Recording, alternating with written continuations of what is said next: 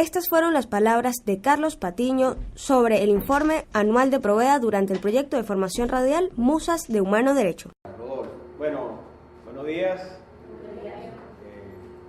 Gracias por la oportunidad de estar aquí con ustedes este sábado. Felicitarla también, ¿no? por el esfuerzo, ¿no? Estar aquí en esta formación. Además, en un sábado de mundial, está jugando Argentina con Francia, iban empatados, ¿no? Para darles el parte. Como le decía Rodolfo, sí, yo trabajo en Provea, soy el coordinador de exigibilidad. Exigibilidad es el área de litigio y educación en derechos humanos de Provea. También les comentaba Rodolfo, nuestra organización es una de las más antiguas en Venezuela. Sin embargo, el movimiento de derechos humanos en el país es joven relativamente. Provea este año cumple 30 años de fundada, y en esos 30 años, o de esos 30 años, durante 29 años, una de las principales labores de Provea ha sido presentar su informe anual sobre la situación de los derechos humanos en Venezuela. Los voy a conversar un poco sobre el más reciente informe, se publicó hace un par de semanas, nos habla de la situación del 2017, y bueno, debemos decir, si quieren lo podemos, que en 29 años que tiene Provea presentando su informe anual, este 2017 es el que presenta los peores indicadores en materia de derechos humanos, de las violaciones más grandes en el tiempo que tiene Provea documentando y registrando. Nuestro informe consta de 14 capítulos de diferentes derechos. Provea históricamente trabaja los derechos económicos y sociales. Sin embargo, en el informe también reflejamos los derechos civiles y políticos. Cuando hablamos de derechos humanos, hay, digamos, ciertas clasificaciones, independientemente de que todos están relacionados entre sí. Y al final los derechos humanos, cuando hablamos de derechos humanos, hablamos de la vida de todos. Cuando usted va a hacer un mercado y no consigue alimentos, que el Estado no le está garantizando, hay una violación de sus derechos humanos. Cuando usted va a la farmacia y no consigue medicinas, pues ahí el Estado no le está garantizando el acceso a medicamentos, o tiene que ir a un hospital y de pronto no hay la atención, no hay los equipos. O si por ejemplo consigue el medicamento, algo tan básico como un antibiótico, que no se consigue en este país, y si lo consigue, bueno, el más económico está alrededor de los 12 millones de bolívares, hasta de 70 millones de bolívares, tiene que tomarlo una semana, 15 días, hay gente que tiene tratamiento de enfermedades crónicas. Entonces allí, como ven, se está violando los derechos humanos de los venezolanos, de las venezolanas, con cosas tan sencillas como la garantía de las necesidades básicas, ¿no? Bien, bueno, y estoy hablando de 2017.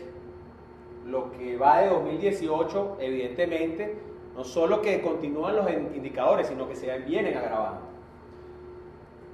Entre otras cosas, Maduro en 2017 afianzó las desigualdades, la discriminación, y ha reducido a su mínima expresión el derecho a la participación.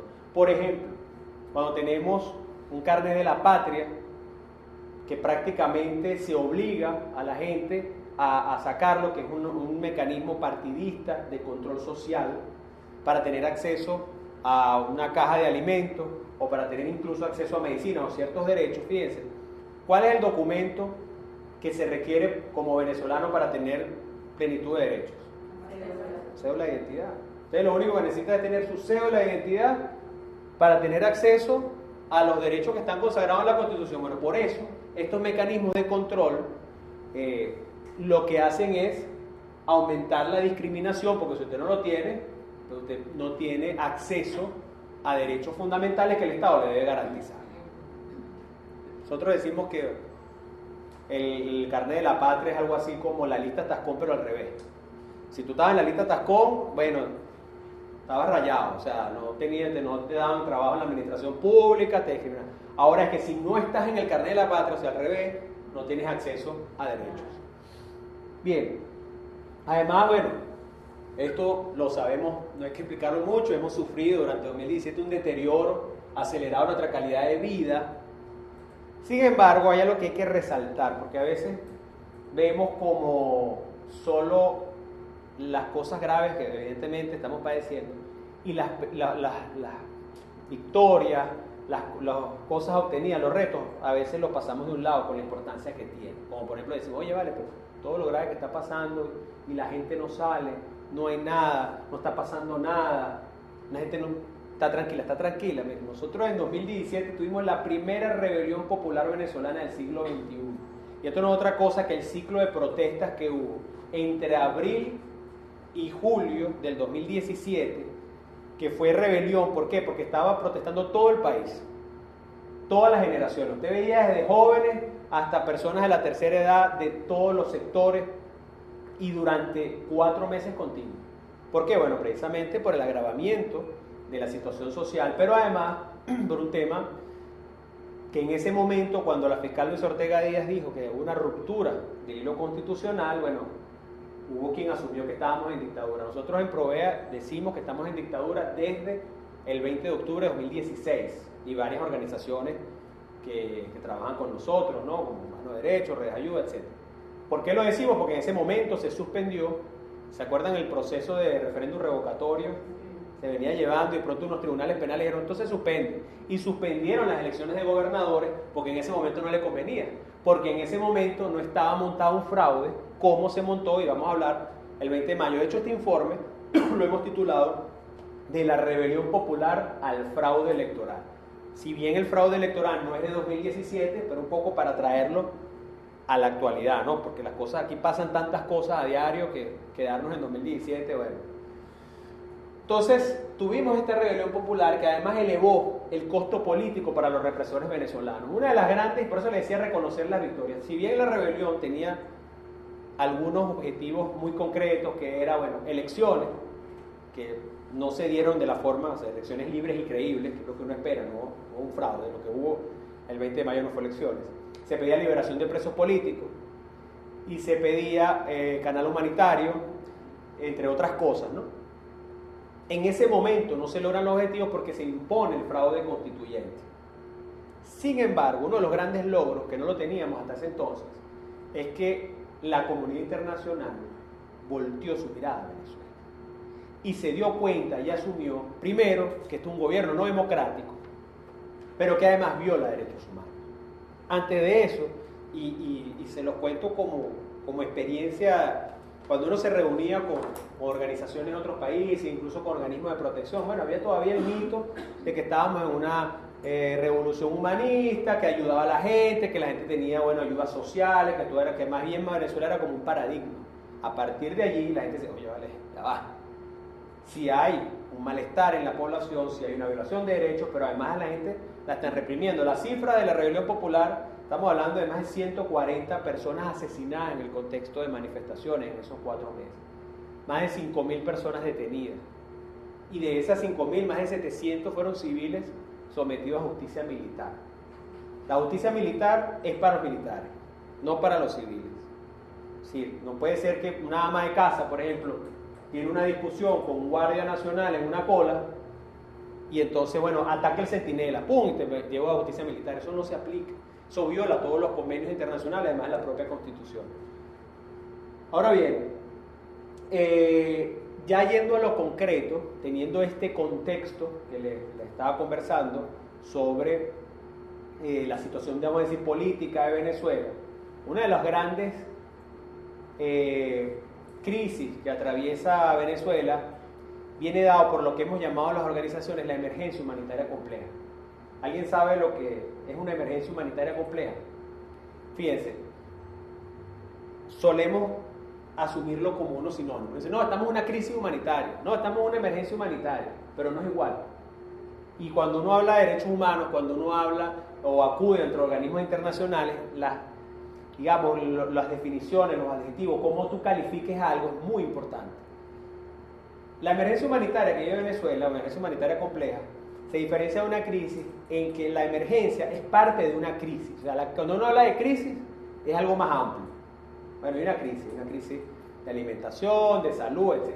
Pero cuando hablamos de emergencia humanitaria, en términos internacionales, la diferencia es que una crisis como la que tenemos puede ser causada, por ejemplo, por una guerra.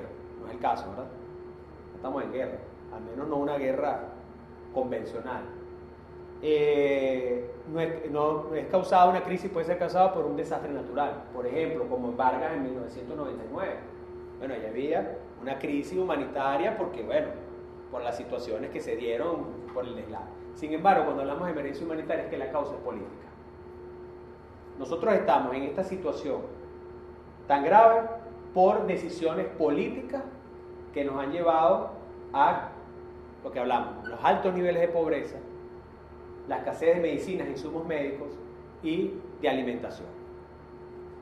No sé si hay una pregunta sobre eso o queda claro la diferencia entre emergencia humanitaria y una crisis, digamos, en general.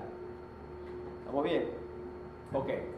Entonces, dentro de la emergencia humanitaria compleja, que abarca tres grandes temas, como les decía, pobreza, alimentación y salud, en cuanto a alimentación, en 2017, según el informe de Provea, 9 de cada 10 venezolanos no pudo pagar su alimentación diaria.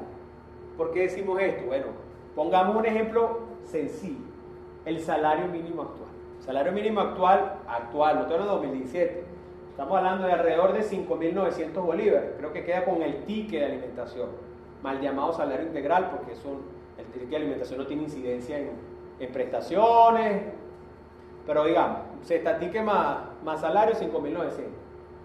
Baje ahora, por aquí, por esta zona, y trate de almorzar. Probablemente se gaste los 5.900. Supongamos que un almuerzo popular de 2.500 bolívares, su salario mínimo le alcanzaría para 2 almuerzos, quien gane salario mínimo.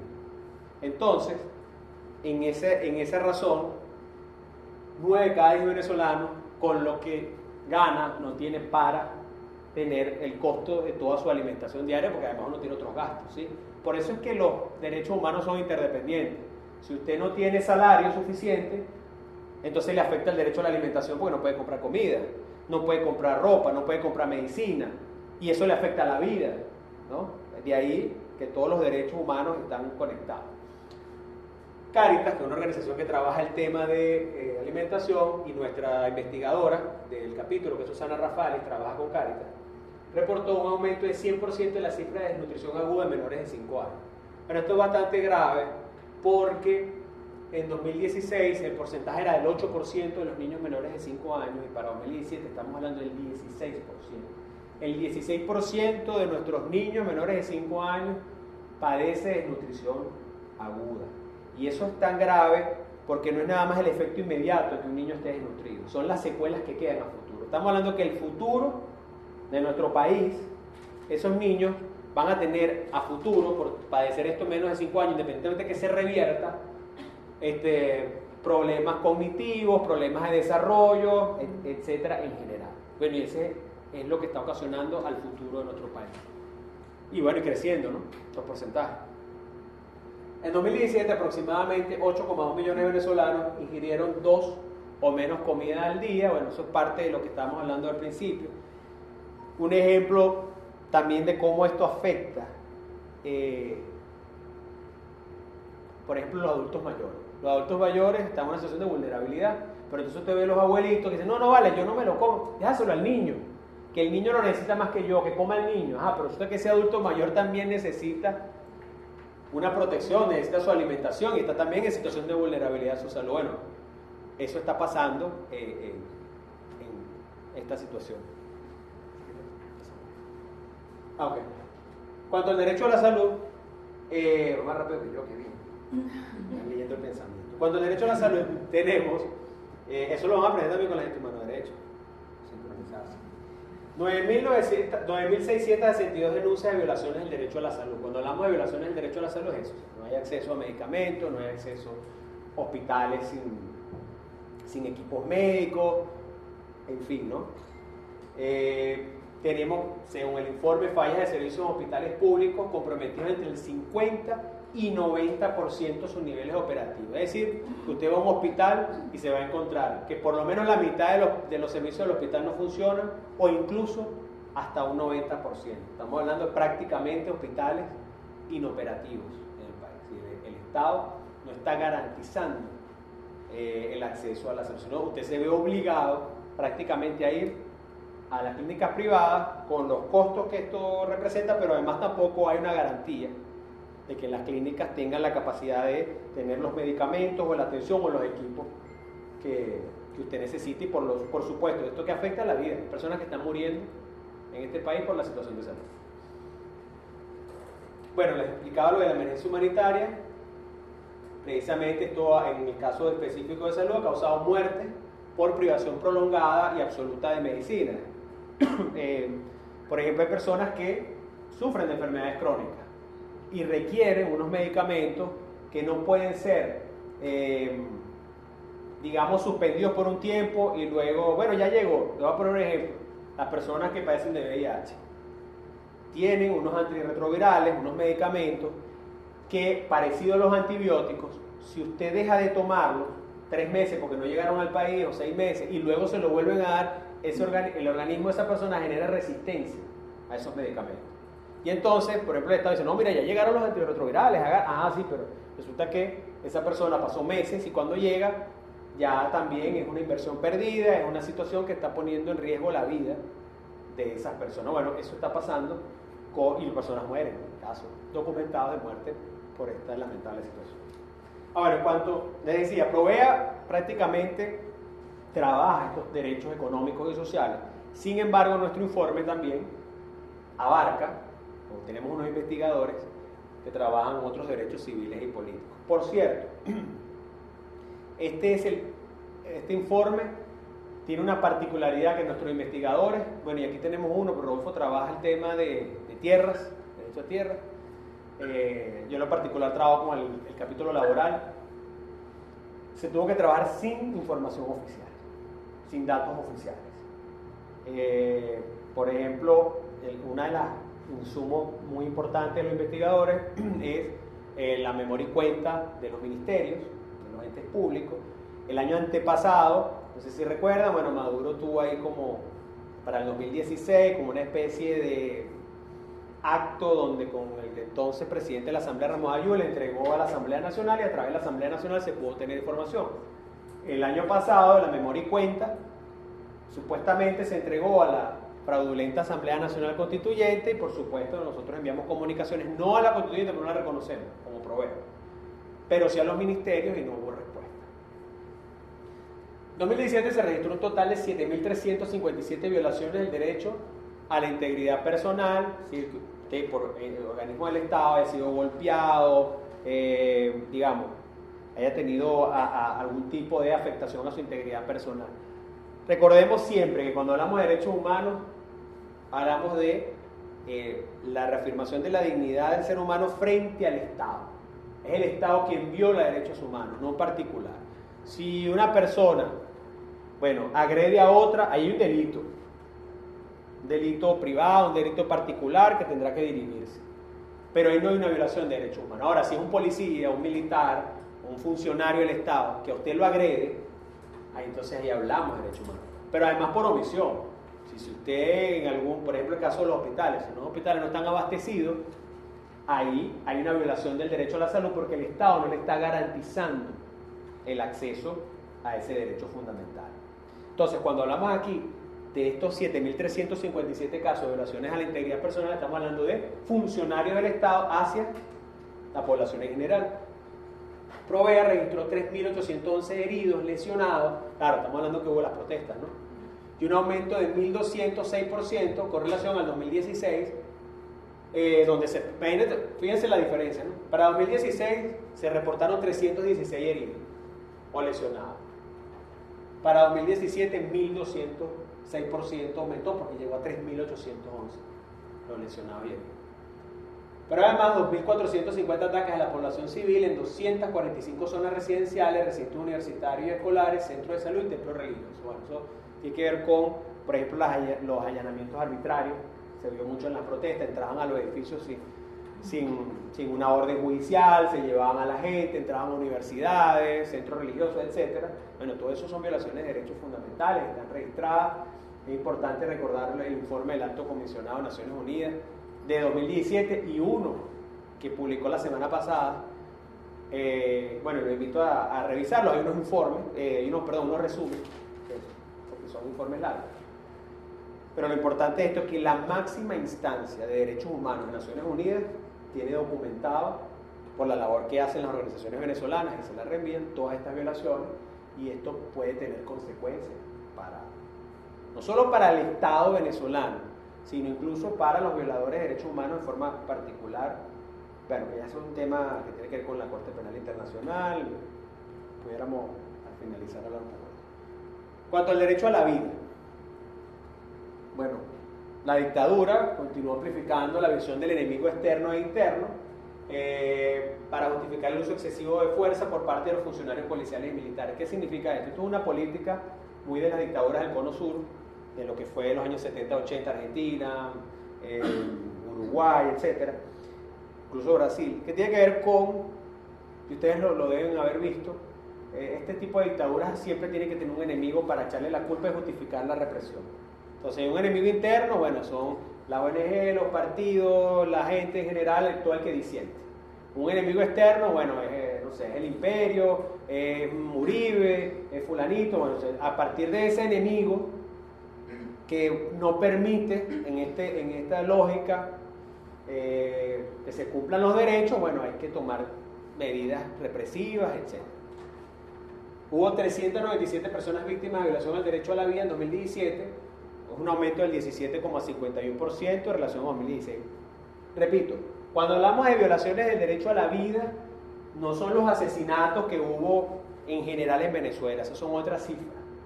Estamos hablando de funcionarios, por ejemplo, que detienen a una persona, usted ve que se la llevan viva y después aparece muerta.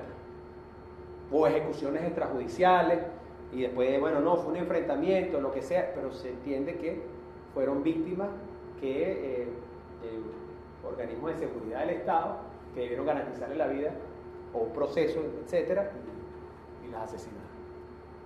Según el Ministerio Público, fíjense, esto es interesante porque esta es una cifra que incluso supera la de Provea. Esa cifra la dio Luis Ortega. Entre 2015 y 2017 hubo 8.291 personas asesinadas por agentes de la fuerza pública. Estamos hablando de una política bien, o sea, no es un hecho aislado, o sea, estamos hablando de 8.200 y tantas personas asesinadas por organismos de seguridad. Entre otras cosas, como conclusión, nosotros decimos que, bueno, el gobierno de Maduro es una fábrica de pobreza y de represión, ¿sí? Por ejemplo, nosotros llamamos los presos del hambre. Son más de 700 personas detenidas por participar en manifestaciones desde noviembre. Esto es prácticamente 2018, de noviembre hasta mayo. Hay 700 personas detenidas en hechos que involucran situaciones de hambre. Claro, ahí tenemos desde la persona que se robó una gallina o unos cambures y la metieron presa, hasta gente que saquea. Nosotros no compartimos, obviamente, los saqueos a la propiedad privada, pero más allá de eso, lo contabilizamos porque hay que ver el origen de la cosa. O sea, porque la gente está cometiendo crímenes de hambre o delitos o situaciones de hambre, pero que a veces son bastante, incluso hay muertes en situaciones de esta. Recuerdo en diciembre, no sé si recuerdan, en una situación por unos perniles, una muchacha embarazada pero resultó muerta por un agente de seguridad. Son esas cosas que se están viendo. Represión y violencia, en apenas 5 meses del 2018, bueno, eso es lo que le decía, 13 venezolanos han sido asesinados en protesta, o sea que sigue el asesinato de venezolanos en manifestaciones, solo que ahora las manifestaciones son dispersas, la gente está en la calle, lo que no está es articulada. Y están protestando por sus necesidades específicas. No hay agua en el sector, yo protesto. No hay luz en el Zulia, yo protesto. Me pusieron luz y se acabó. O sea, no se está viendo más allá de la raíz o la razón de esto, que nosotros estamos convencidos que mientras esté Nicolás Maduro en el gobierno, pues no va a haber un cambio significativo en las condiciones de vida de los venezolanos. Bueno, cuando les hablaba de que no hay cifras, les decía lo de memoria y cuenta, nosotros hemos calificado, porque entonces ¿cómo buscamos las cifras? Buscamos las cifras para contrastar los investigadores de las declaraciones de los funcionarios públicos. Que ellos, bueno, esas ahora son las cifras. Llega un funcionario, está en un acto inaugurando una vivienda y dice, hemos inaugurado la vivienda, 1.000 millones, bravo. Entonces, bueno. Nosotros hemos calificado esto en mitomanía de Estado. ¿Por qué mitomanía de Estado? Por ejemplo, en el caso de vivienda, el gobierno dijo que en 2017 construyó 570.000 viviendas. Y según nuestro investigador, apenas se constató la construcción de 14.996 viviendas. Vea usted la diferencia entre 14.996 a las 570.000 que dice el Estado que construyó en nada más 2016. Eso es un mito más. Y otro récord madurista es que en los primeros 5 años de gestión de Maduro, 2013-2017, el número total de casos de violaciones a la integridad personal asciende a 30.584. Claro, antes yo les hablé de las violaciones de integridad personal 2017. Durante 5 años se han registrado 30.584. Es decir, 275% más de violaciones que las registradas en 14 años de gestión de su antecesor en el poder. Es decir, Chávez duró en el poder entre 98 a 2013. Maduro en 5 años registró más violaciones a la integridad personal, 275% más que Chávez en 14 años. O sea, para que veamos cómo el gobierno y la dictadura de Nicolás Maduro ha sido mucho más represiva, mucho más violadora de derechos. Finalmente, nosotros desde Provea lo que proponemos, porque no es nada más quedarse en las violaciones, ¿qué propone para salir de esto? Nosotros proponemos la renuncia de Nicolás Maduro. ¿Cómo es la propuesta de la renuncia de Nicolás Maduro? No es, Maduro renuncia y Maduro renunció, sabemos que eso no es así. Sino que, primero, hay que buscar una vía que sea pacífica, que esté contemplada en la Constitución, pero que además tenga antecedentes. Tenemos muchísimos casos de dictadores que renuncian, claro, se ven forzados a renunciar, obviamente. Para poder obligar a la renuncia, tenemos que organizarnos como sociedad civil e ir a las calles, porque tiene que estar en las calles, y como un bloque llegar a exigirle la renuncia. ¿Y por qué la renuncia? Y porque además eso va a desencadenar cosas. Porque, primero, nosotros como defensores de derechos humanos no podemos apoyar, por ejemplo, un golpe de Estado. Un golpe de Estado que además no sabemos ni quién lo puede dar, ni cuáles son las consecuencias, ni qué viene por ahí, ¿no? Y por otro lado, no podemos, por ejemplo, una injerencia, una intervención extranjera, que vengan los marines, agarren el tipo, o sea, eso tampoco es algo que nosotros, uno entiende que el nivel de desesperación que tenemos busca, salidas inmediatas. Sin embargo, nosotros creemos que hay vías que nosotros podemos resolver, pero que ameritan que la gente esté en la calle. Nosotros, una de las cosas que siempre hemos comparado a Maduro es con Fujimori en el Perú. Fujimori en el Perú también llegó por el voto. Fujimori en el año 2000 gana su tercera reelección con el 80% de los votos. El tipo parecía indetenible y dice, aquí no me voy. Además disolvió el Congreso, muy parecido. Y en 9 meses, después de ese 80%, tuvo que renunciar, pero además salió huyendo del país, porque la gente en las calles empezó la protesta, la presión, a salir los casos de corrupción, etcétera, y el tipo se vio forzado. Pero claro, para eso en ese momento hubo los sectores unidos forzando al tipo hasta que se le hizo insostenible, fue obligado a renunciar. Eso es un poco lo que se debe, lo que es viable. Esto es artículo 233 de la Constitución, pero como les digo, no es que renuncie y él, por supuesto, le preguntan a Nicolás Maduro, no va a renunciar, pero tiene que dar las condiciones para lograr eso, porque hay experiencia de eso. Yo lo dejaría hasta aquí, y cualquier pregunta que tengan sobre el informe, sobre Provea, sobre las propuestas, estoy a la orden para contestar. Mil gracias, Carlos. No, vale, gracias a usted. Por la paciencia.